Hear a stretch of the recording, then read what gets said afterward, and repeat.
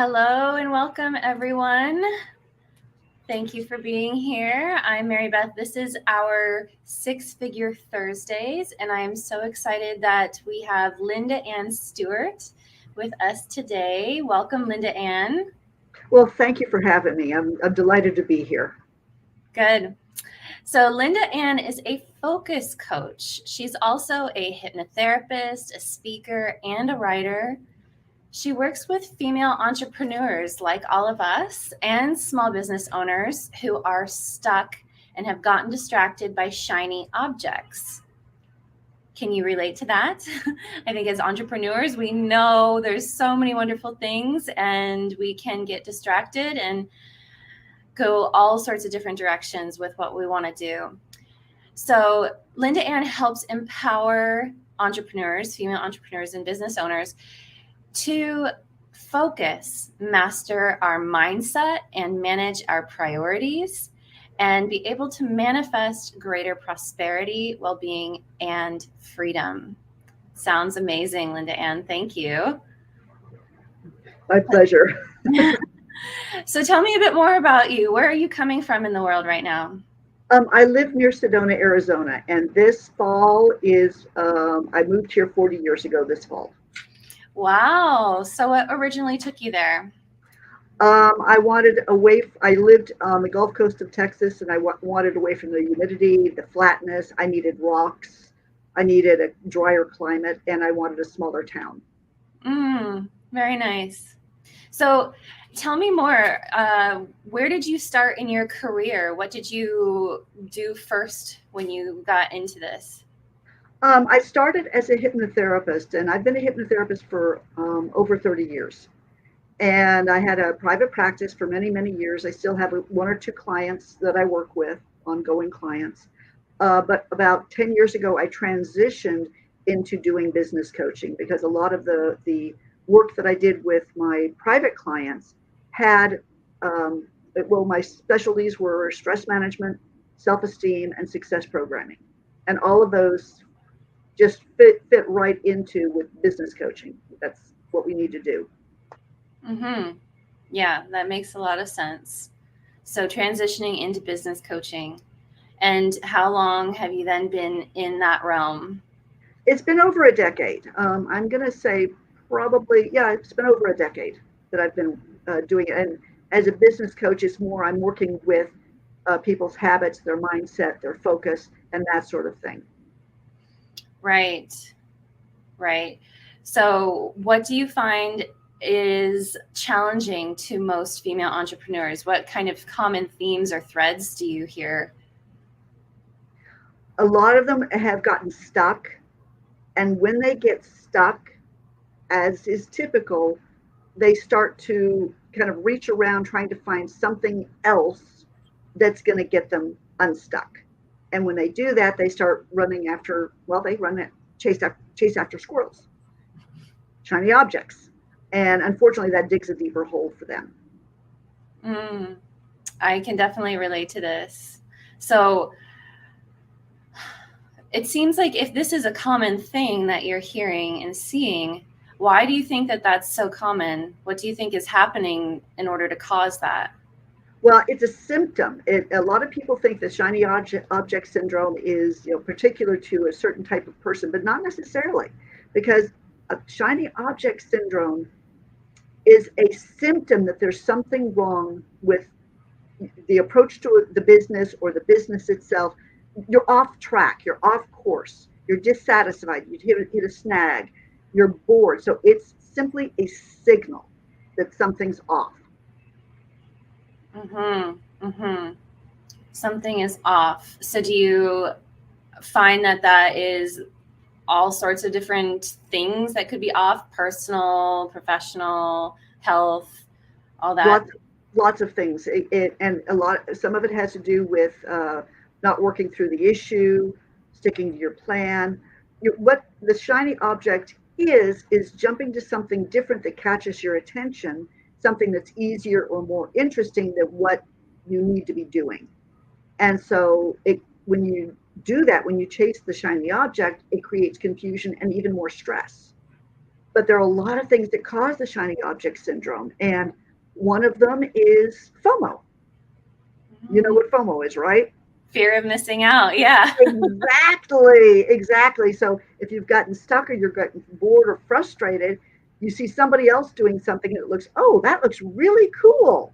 And so you jump on that because it's working for somebody else. Doesn't mean it's going to work for you. So that's one thing. Also, the brain loves novelty. Mm-hmm. And this is especially true if you're bored. So you're looking for novelty. You're trying to reward yourself. And this is why we're impelled to check our email all the time, go on Facebook several times during the day, and we get sucked into Facebook. Checking the phone whenever there's a little notification, a little ding from the phone. It's like, oh, let's go see what that is. So the seeking novelty, reaching novelty, lights up the reward circuits of the brain. Mm-hmm. Mm-hmm. So it's something that's physiological for us. Mm-hmm. Almost like a dopamine hit, right? That's exactly what it is. That's exactly what it is. Yeah. And I think we can all relate to that. I remember when I first got my first iPhone, I came from like a very old school BlackBerry. Or no, excuse me. When I first went to that BlackBerry, I had just a really old flip phone before that, and it didn't have email. Technically, I could get text messages there, but it didn't have email. It didn't have Facebook or any of these apps on it and all of that. And I remember when I first got my BlackBerry, all of a sudden my phone is dinging and buzzing and all sorts of different things with all these different messages and stuff. And then it got even worse once I did transition to the iPhone. And I found my anxiety, my stress just went up. And my ability to focus on what I needed to was like really compromised. Believe it or not, focus is a skill. It's an ability that we develop, but so is being distracted. So the more we chase after squirrels or shiny objects, we're actually training ourselves to be distracted. So learning to train yourself to be focused again, you can do it. But like you said, once we get into that mode, it's like we find just it's hard to focus again. It's a practice. Totally. And I've taught mindfulness classes in my programs too. I bring a lot of mindfulness into my programs, and I definitely talk about how we can use mindfulness to be able to cultivate and improve our focus. So exactly. That's so interesting though, that you said like the training our brain to be distracted, training our brain to see those shiny objects even and allow ourselves to go there. That is also training our brain. I never really thought of it like that. Yeah, but the mindfulness training that you do, that's perfect, because mindfulness reduces stress. It teaches you to be aware, to be in the moment, not to react, which is one of the things I work with my clients about, is don't react, don't react, which is acting in the same way you always have, which brings the same results, which you don't want anymore. So the mindfulness that you teach, it's perfect for learning to focus and be able to move yourself forward. So when you are helping female entrepreneurs, as you know, my whole thing is around creating a 6-figure business and helping female entrepreneurs create that using their home environments, their office, the rest of their home, and getting past all these hangups and things that might be distracting them. What would you say would be something that they could add into their schedule or improve those things to be able to focus better? One of the things that I work with my clients on a lot is setting aside a certain amount of time to focus on one project. So putting your phone in the other room, because their studies have shown that if you even have face down and everything turned off, you're still aware of it. So putting the phone in the other room, turning off the email, just focusing completely, doing as much as you can of creating an environment where you have to focus on the project. So, and if all you can do is focus on it for 15 minutes, you set the timer, you do it for 15 minutes. If you could do it for another 15 minutes, set the timer. So what you're doing is you're learning to focus for more and more time. And the optimum is between an hour and 90 minutes. After 90 minutes, the brain starts to get really, really tired. So taking a break, making sure you take about a 15, 20-minute break before you get back to what you're doing. So what it is just starting with a small amount of time, focusing for that small amount of time, and then maybe go do something else and then come back to it for that amount of time again. And then over time, increasing the amount of time that you're focusing. That's a great idea. Great tip. Thank you. You're welcome. I've heard of, have you heard of the Pomodoro method? Mm-hmm. Exactly. Yes. Yeah. And it's very similar to that. What you're doing is you're setting a timer. And with the Pomodoro method, you set the timer for the amount that you want to be focused on something, the project, creative thing, whatever it might be. Making phone calls, sending emails out, follow-up emails out that you don't want to do. So you set aside that time.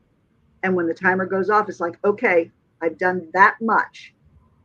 And go do something else, coming back to it if you're so inclined. I like that.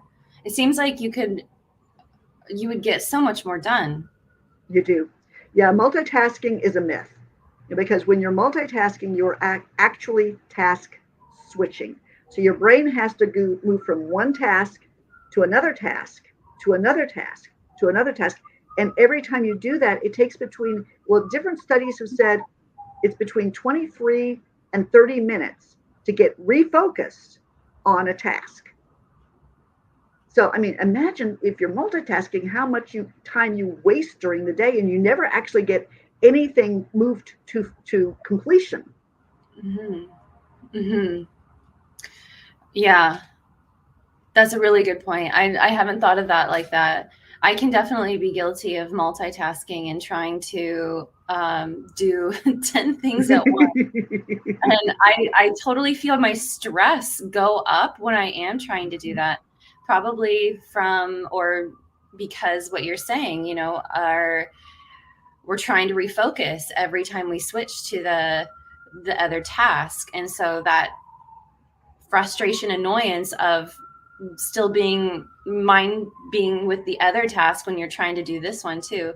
I feel that when I'm trying to respond to somebody's emails, create a social media post, help a client, respond to a client, whatever that might be, and having to switch back. Okay, what was I saying to that person? Or, all these different things. So it does take some time to refocus. And by the end of the day, if you're doing that all day, you are exhausted. Absolutely.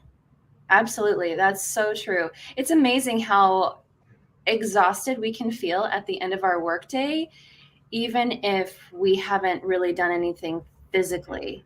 Mm-hmm. Well, it's all, again, the brain's a muscle. Yeah, exactly. It's so true. The brain is a muscle.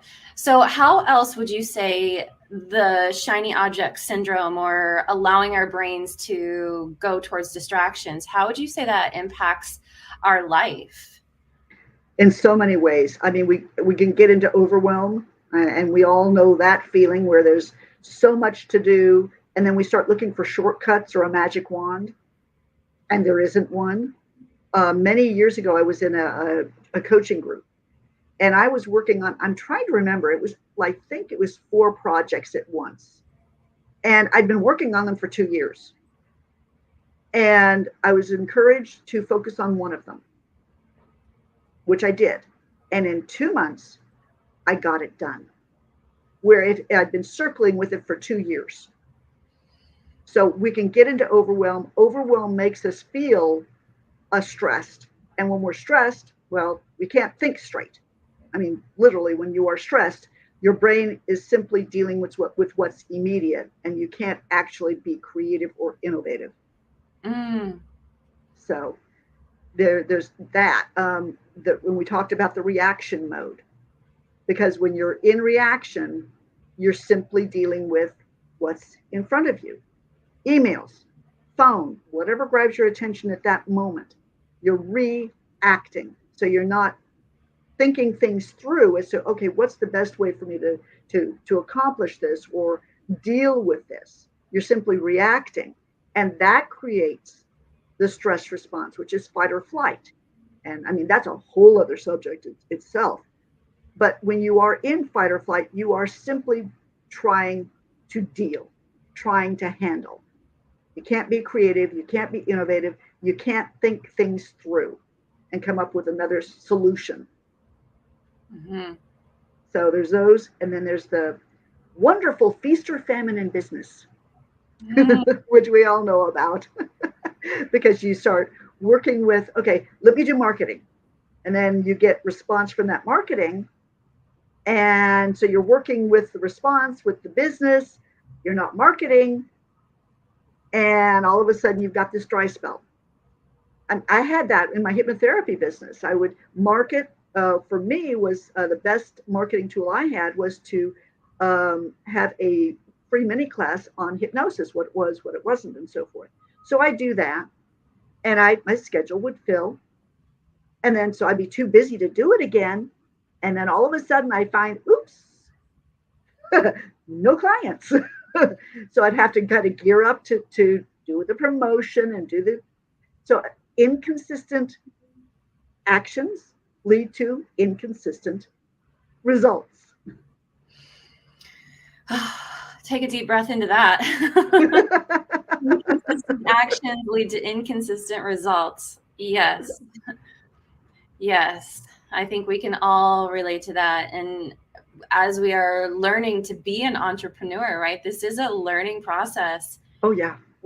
I think we all, as entrepreneurs, we have a similar brain patterning that we feel like we want to be our own boss. We want to create something that is uniquely ours and have our work, our career that is within our control. Mm-hmm.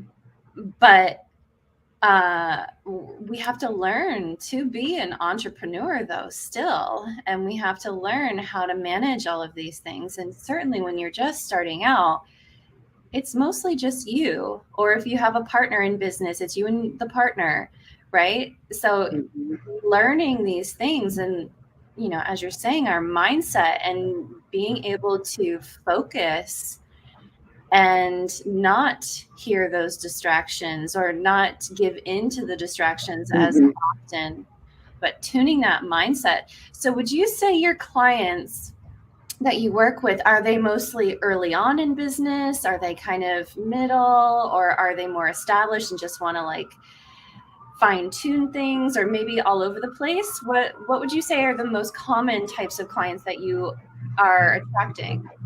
The clients that I've been attracting are ones that have started their business, have gotten it going, have reached kind of like a plateau, and they're not quite sure how to make that next level.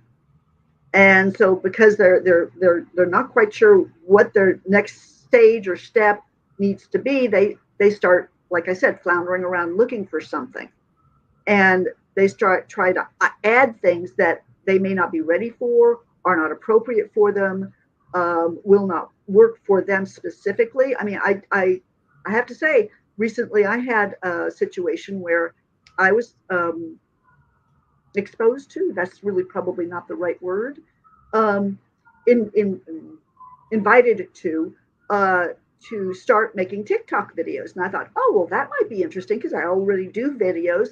And then I became aware that for it really to go, you have to do like 3 or 4 a day. And I thought, no, that's going to be a shiny object for me. Mm-hmm. So that, again, learning what's going to work for you, because what works for somebody else may not work for you. It may be successful for somebody else. You have to be able to know yourself well enough that, okay, is this going to actually be something I can do that's going to feel good for me to do. And a Mm-hmm. lot of people kind of they're talked into things that are not right for them. Mm-hmm. Mm-hmm. I think that's a really, really valuable point.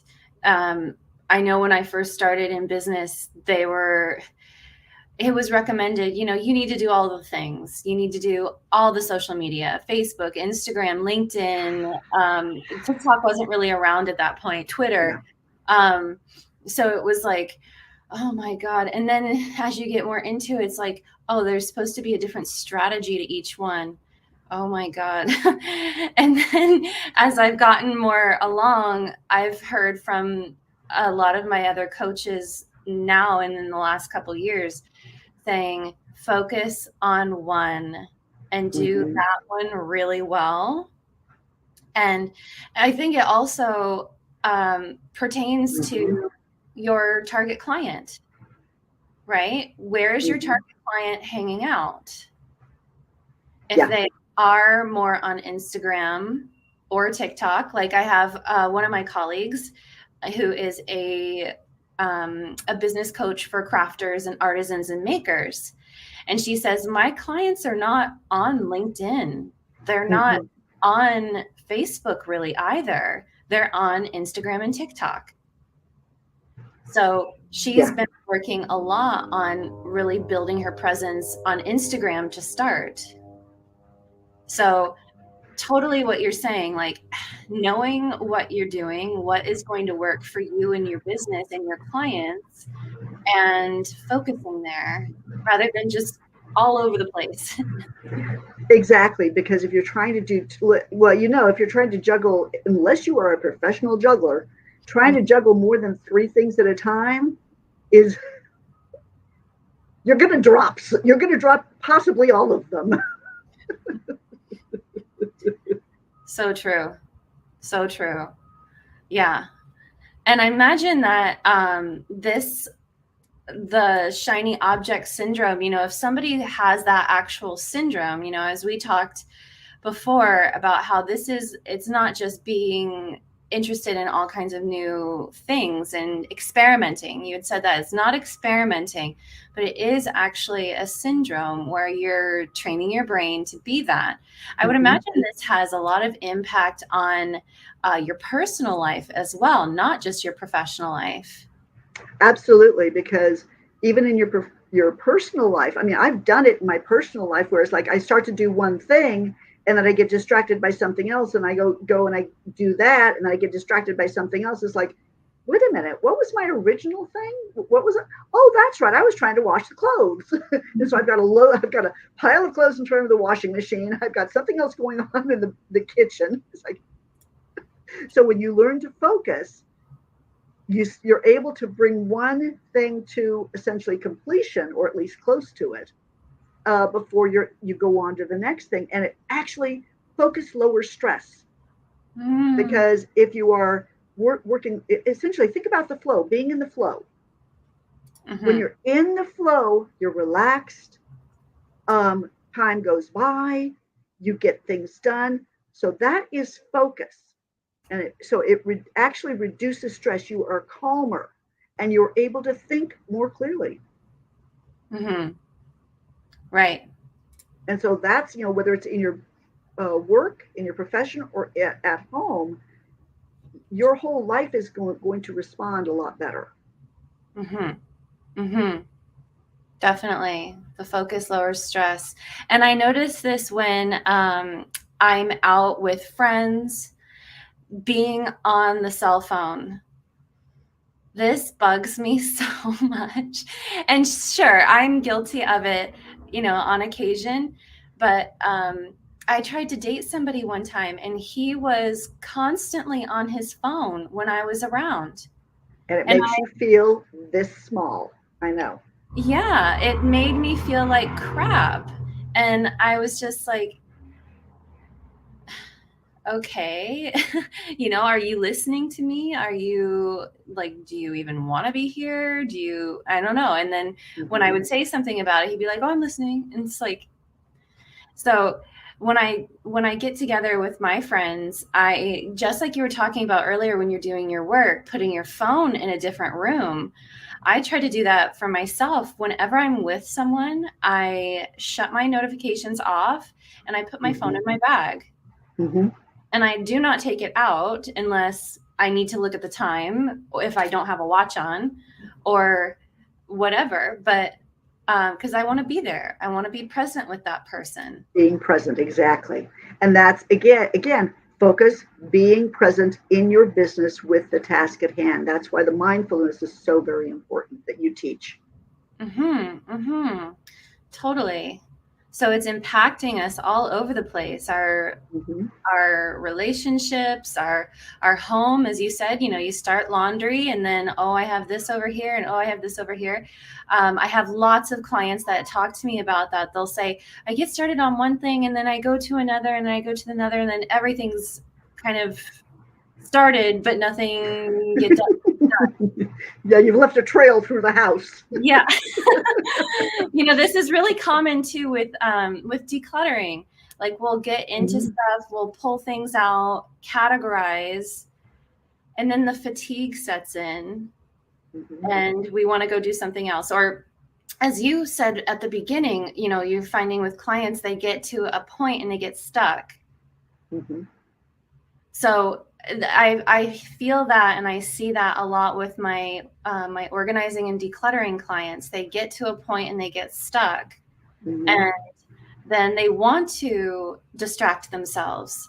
They want to divert their attention, but as you're saying, they're teaching or they're training themselves that that's okay. And if you are intentional, mindful about, okay, I'm stuck, let me go do something else for a while, and then I will come back to it.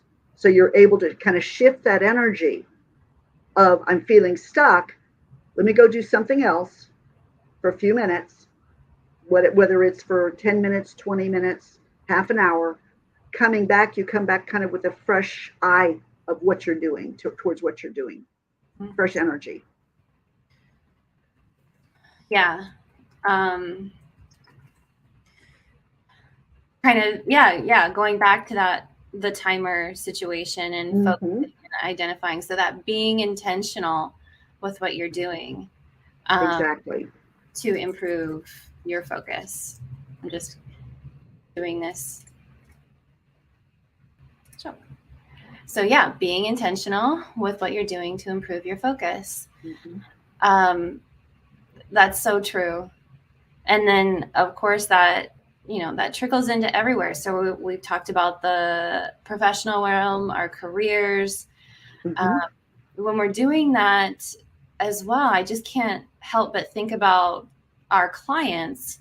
And if we are doing that, our clients are going to pick up on that. They're going to pick up that this person isn't focused. And just like I was saying, with when I'm out with a friend, I'm trying to put my phone in my bag. If we are paying attention to something else, our client is going to pick up on that. They're going to feel that I'm this small compared to her or compared to whatever else she has going on. I'm important. I'm unimportant. Exactly. Right. Yeah. So being intentional, being focused, and focus actually is the solution to the shiny object syndrome. Choosing, because what's the old saying? Energy flows where attention goes. And that's very true, because where your attention is where your actions are going to be directed. Right. So that is really important. Focus is the solution to shiny object syndrome. And learning to focus. And so I have like 5 steps to help women when they're in this situation of what they can do to move themselves through it. 5 steps. Do you want to share those 5 steps? I would love to. Okay. The first is when you notice that you're being distracted, is stop and take some deep breaths. Long, slow, deep breaths, exhaling fully. Because what that does is that actually calms down your nervous system. Physiologically calms down your nervous system. So you're able to think clearly. And when you calm down, then you can see some clarity as what's really going on here. Why am I being distracted? What's distracting me?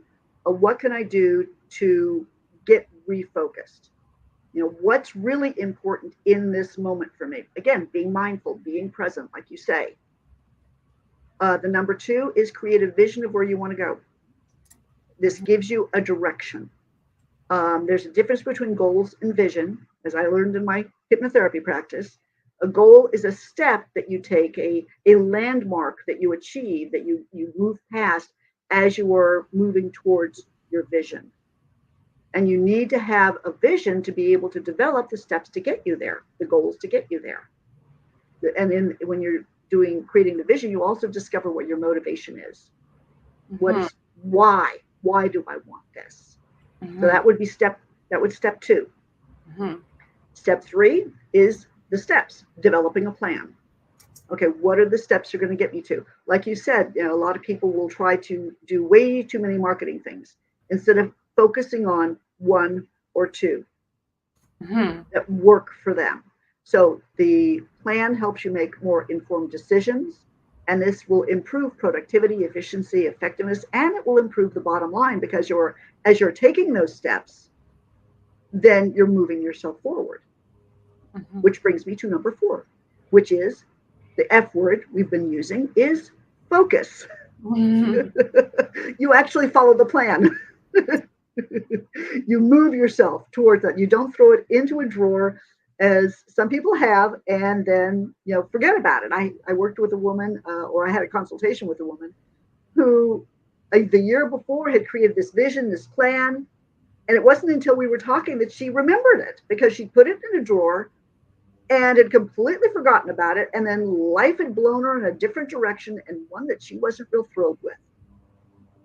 So it's like, okay, I'm going to go back to my plan. So focusing on the plan. And then number 5, which is find an accountability partner.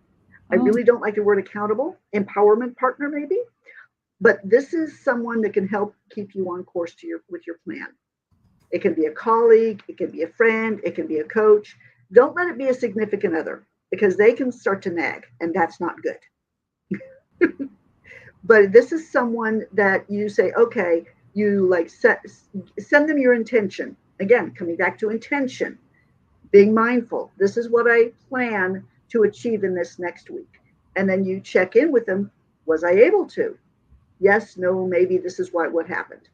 So but when you know that you're going to be checking in with somebody, it's essentially like a deadline. So it gives you a little bit more motivation to get it done. So those are my 5 steps. Mm-hmm. Wonderful. Wonderful. And such valuable information. I love that. And I can imagine that will help everyone, slowing down, becoming aware, slowing down, taking breaths, Mm-hmm. visualize, Yeah. creating a plan, focusing on that actual plan, and then having support and empowerment throughout to keep you on track for that. Exactly. Yeah. Exactly. I love it. And this is just so valuable, so relevant definitely to female entrepreneurs. I mean, for sure, everyone, but I love that we are both supporting female entrepreneurs and I fully believe what you're doing. And I think that it's so valuable for us to be aware of these things, to work on these things, and how much it can change our life. Mm-hmm. It can. It really can. Mm-hmm. Well, this has been wonderful. So, Linda Ann, do you have anything you want to share with us, or?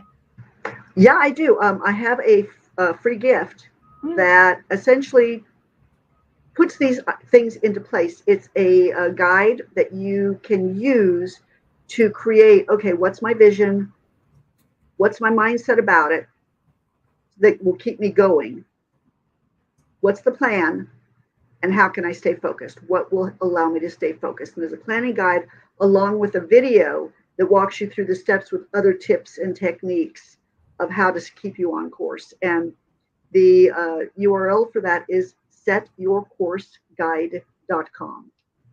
Setyourcourseguide.com. The course is COURSE.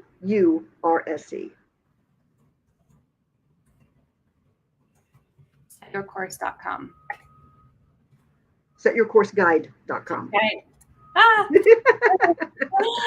Thank you. I'm trying to do this at the same time. Yeah, multitasking.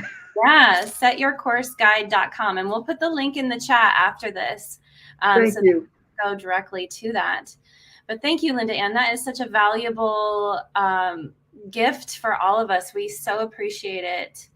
And thank you so much for being here today. This has been a really wonderful talk. I hope all of you that are listening in can benefit from this and Linda Ann's help and insight and her 5 steps and all of that. So if you're just tuning in, make sure you rewatch this because she has given us so many wonderful tips and ideas around how we can improve our focus so that we can grow in our business and improve our health, our mindset, our stress, improve our relationships, improve our homes, all of that stuff.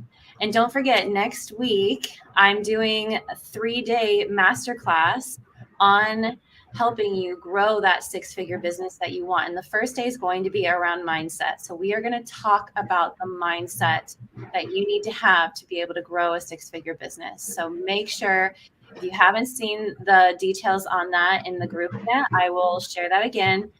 But I look forward to seeing with you then. And thank you so much, Linda Ann. This has been so wonderful. And thank you for having me. This has been a pleasure. Thank you. And thanks, everyone. And I will see you soon. Have a great day.